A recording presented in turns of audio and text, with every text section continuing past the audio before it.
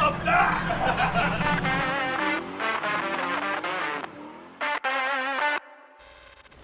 Welcome back, everyone. You know who I am. Stu's on camera. Nick's over there doing parking stuff. Thanks, Nick.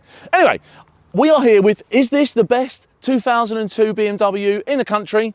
It might just be. It's the first time we've had on the channel, and it is absolutely stunning. It's on carbs, custom interior, custom paint. It is absolutely gorgeous. Check this out.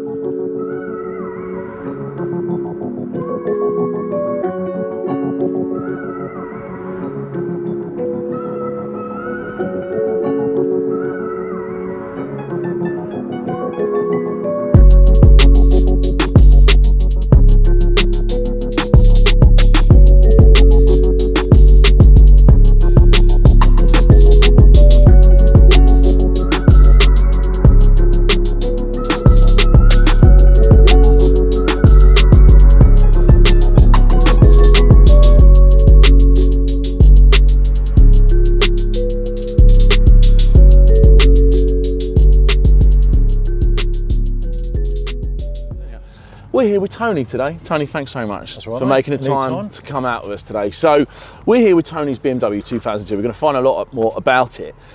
So, I mean, there's so many, I've purposefully not been trying to find out too much about it, which is really hard for me because I really want to know what's going on all the time. But this is a piece of kit. It's on air as well. Tony, do you want to give us a quick couple of bullet points about the car? How long have you had it? What you've done to it? Yep, had the car about 5 years, took 2 years to build, been on the road for 3 years now. Just absolutely top to bottom, front to back resto job. It was just a shell when you got it, wasn't it? Absolutely, yeah. It was beyond scrap, beyond scrap. So I thought it's a challenge, so let's do it.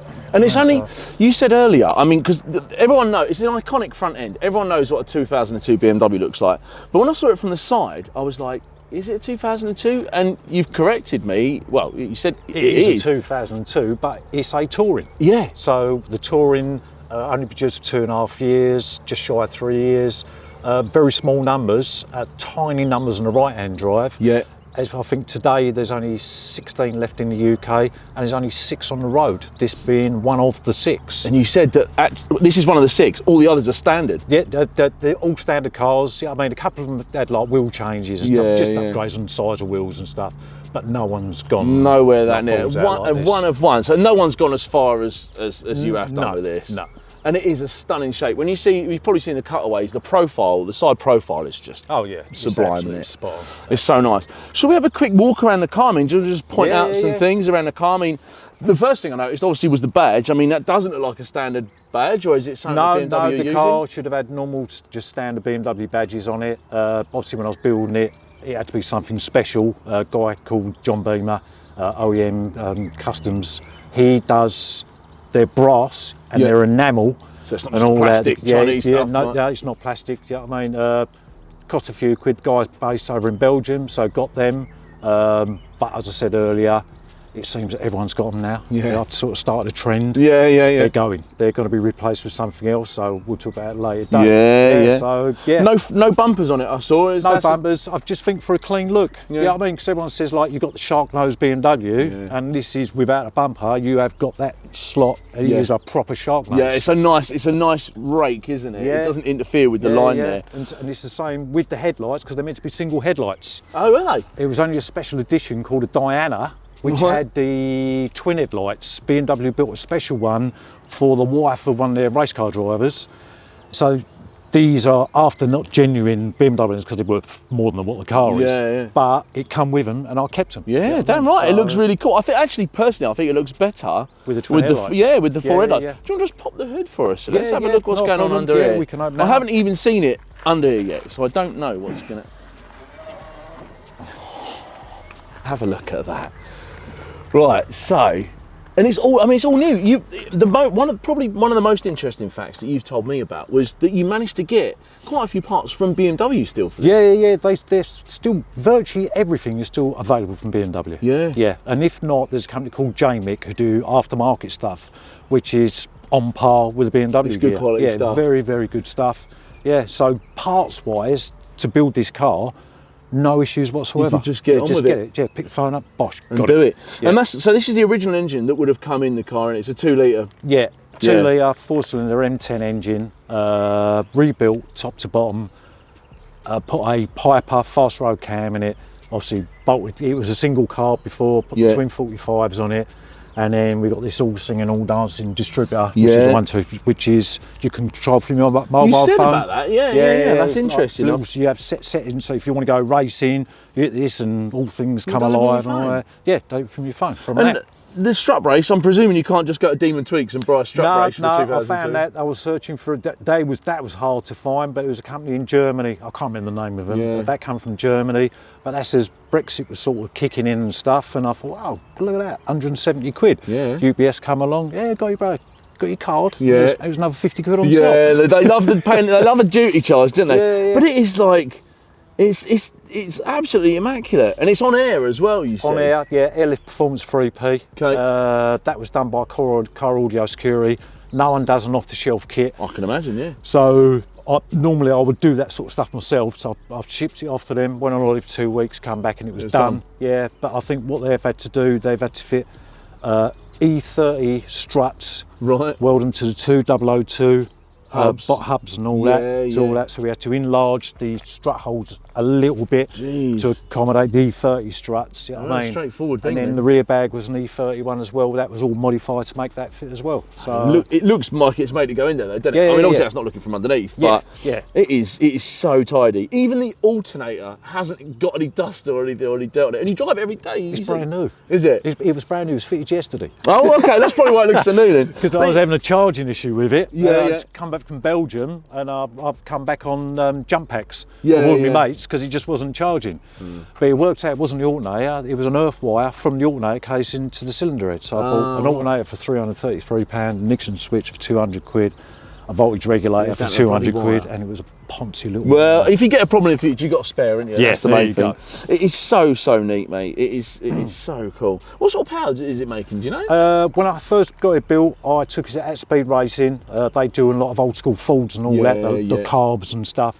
So it made 145 on the rollers, but it had a little water weep and a little oil weep, so they stopped. But they said it's probably got another 10 in it. Yeah. The car weighs 3/4 ton. It's not even heavy, is it? So it's not. It's a little car. Fun to drive. And it is. Yeah. Let's have a look inside then. And the other thing, obviously, that I noticed was the interior. I mean, the interior is absolutely stunning. And you were saying about the colour choice. It took you a long time to get to what colour you were going to choose. It did. It took an age to get the colour of the paint sorted to make it right, and then it took an age to work out an interior trim to match that paint. You know what I mean? And like I said previously, I think if I'd gone black, it would have been boring. Yeah. You know what I mean? It wouldn't pop out. It's really classy. And they're Astra GTE seats, did you say? They are, Mark 1 Astra GTEs, £100 off eBay. Cheapest Ricaro's money can buy. And do you know what? It's tiny as well. It is tiny. Like, it's such a small little car. I'm just thinking when we get in the roof up and I was going to say, get my head out of the back. I wanted to talk about obviously it's got aftermarket wheels. Are they OZ wheels? They are, OZ 2-piece, yeah. Search well. It used to be running on BBS RMs. Yeah. Classic. Everyone's done BBS. Exactly. Yeah. So a pal of mine in Belgium had these. They were ruined. So shipped them over and then done that, new lips, new hardware, and all that. Yeah. Stunning. They are stunning. And the back end, the back end isn't what a 2002 would typically look like, is it? Well, no, because you've got a bootleg model and you've got the touring. They say it's an estate car. It's not an estate car. No, it's a coupe, isn't it? It's a doodle hatch. You know what I mean? Yeah, it's like, and so you got the bootleg one with the build model is an E10, and these are an E6. You know what I mean? Okay. Why it went backwards, I don't know, because obviously the E10 come out first. Normally they go up in numbers, so I don't know why they come out with E6. So it's different. I mean, those tail lights, they wouldn't have put those on the saloon. No, the early saloons, in 1974, they changed it over to the squarer rear lamps. Yeah. So how old is the car? This is 1973. It's a 73. 73. Yeah, but all Tourings had the round lights. And that's another unique, sort of take on it. You know, it just makes it a bit more, more unusual. And like you say, it's one. A bit like Mark 1 Cortina. Ban the bomb thing and all that. That's it. I love it. I think it's amazing. Flip out roof. So the roof would have been standard, would it? Is that yeah, it came with the hole in there, but no Webasto was in it. No. So eBay again. Yeah. That's originally out of a Mark 1 Escort. Oh right, and it was the same. It was slightly bigger, so just had to trim the roof a bit more to get it in there. It's a clever clock, isn't it? Yeah, and it was a bit mullered, but Yeah. and so I've done some searching. There's only one firm left in the country down in Brighton, and I Right. can't remember the name of them now, who do bestos, and they recovered it and made sure it was all working right, and done the line brand on the new, isn't inside it, and everything. virtually? Yeah. Oh man. So I suppose, really, I want to get in it and have a little see how it goes. I want to see how it sounds more to the point, because I bet it Yeah. sounds like a song. It does, sounds well. Let's have a go.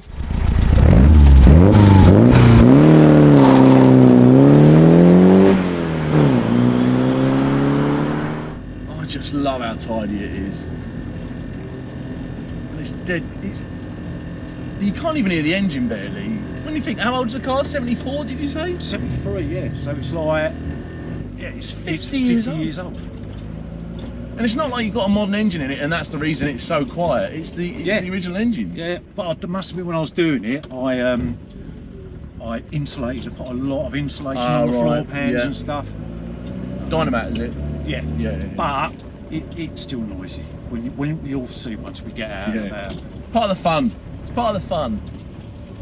And so you use it like quite regularly then? Yeah. In the winter, obviously it's locked away, so I'm thinking I spent all this time and money on it, and I'm going to keep using it in the winter. Nah, get all the road salt on it. And it'll trash the wheels and stuff like that. But after I've done a year of driving it, every winter it goes in the garage, up on stands, wheels off, and I'll wash all the arches out, do everything. No power steering, no, it's all standard. No power steering, which is what I grew up with anyway. Yeah, exactly. And they're not like modern cars, they're not heavy cars. It's not like you've got to wrench it round. No. Do you know what it does remind me of? The noise and the feel of it does feel like an old Escort, that sort of thing. Sort of thing, innit? They got a great noise, don't they? Brilliant, isn't it? Don't they sound good? Just love cars. So you were thinking about putting throttle bodies on it? I'm thinking about putting the Genvies on it. So it's the money. I mean, you just keep chucking money on, didn't you? Well, that's the thing with project cars. Yeah. They're never finished, because you always think, I'll do that and I'll do that. They got like a gargle to them, haven't they? The cars. And they're more efficient as well with throttle bodies, isn't it? Yeah. You get the same noise, but just not. I don't think you probably won't gain a lot of power over the throttle bodies, but it's just a bit more, like you say, it's more efficient. Yeah, it's the sound, isn't it? And it's like, and we're all big kids. You come out to a tunnel, drop a couple of cogs, go for it. Yeah. That sounds so good. It does remind me of being in the old Escorts and stuff. Well, I've never been in one of these to know. Yeah, well, it's the same era, isn't it? Yeah. So you were saying earlier when we were talking about what your plans for it are. There's only a 4-speed in it at the moment. You were saying like you're thinking about 4-speed, and it's like because I do a lot of motorway miles, and it's like if you're sitting at 70, it's usually up like $3,500, $4,000. Yeah. And it is shag singing. Yeah. It's like I've got that. It's pointless having that because I've got my mobile phone connected up to the stereo for hands-free. Yeah. If I'm chaffing it down the motorway, I don't even answer the phone because I won't be able to hear it. You can't hear it anyway. It's too noisy.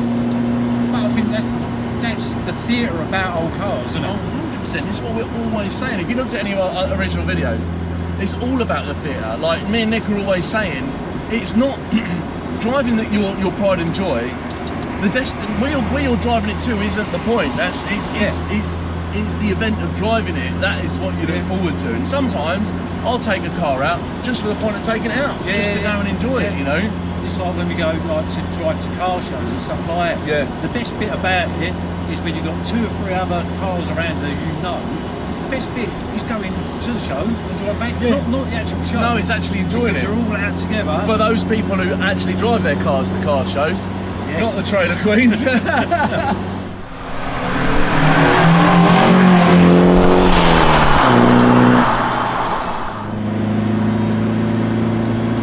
About 4th gear and it just goes on. It's already 17.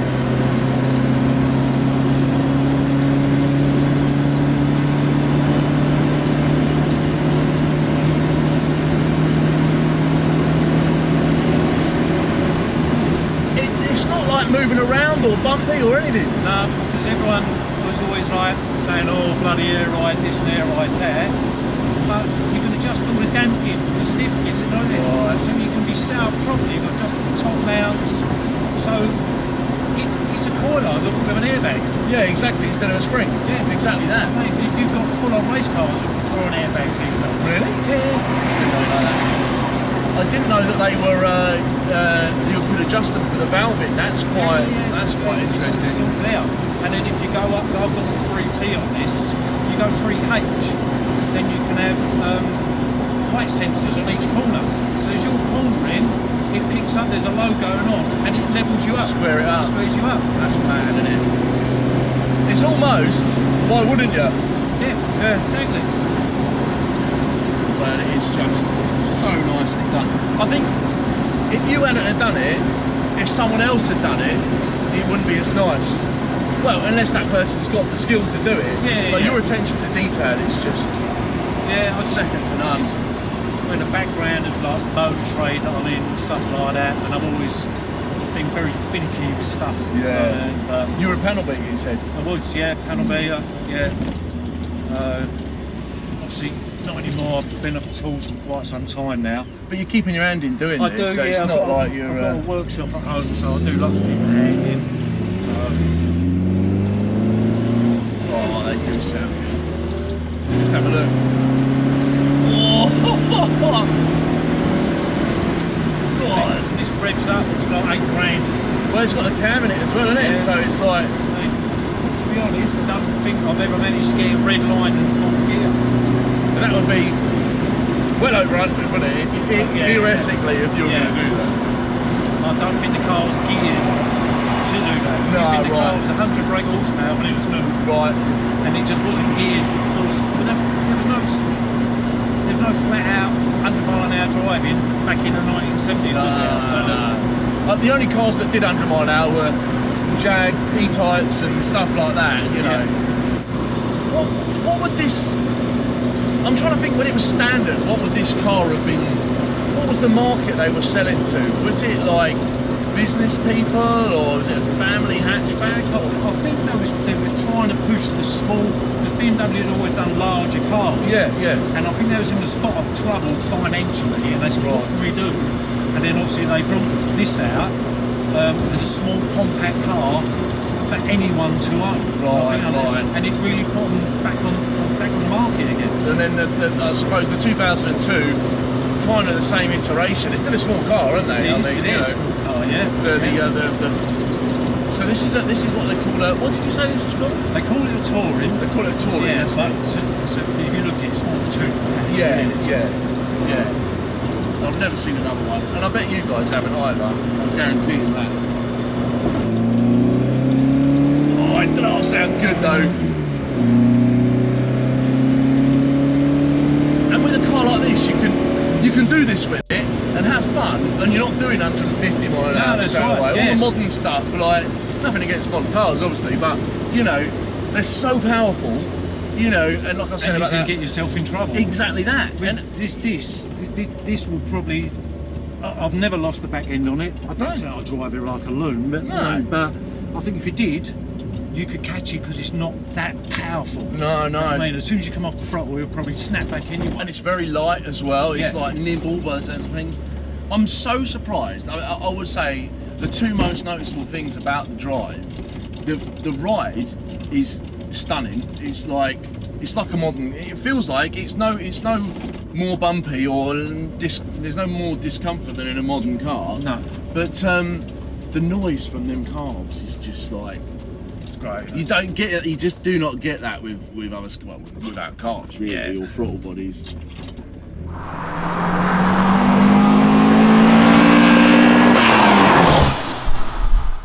There you go.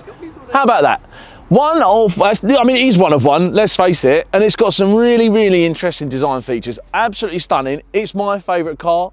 My favourite BMW we've had on the channel, mine included, because it's a heap of old shit. So yeah, it's stunning, and I absolutely love it. I hope you guys liked it as well. It's very unique. It's a show-winning car. If you like what you saw today, like, share, subscribe. Hit the bell where you can. We've got loads more stuff coming up. We've got another one coming up in about 10 minutes, which you're going to see down the line. So anyway, stay with us. We've got loads more info on the Datsun, track stuff, Stu's Beamer, and other stuff coming up as well. There you have it, and that is your lot. Okay, this ain't what you used to. Always with the new, this ain't what you used to.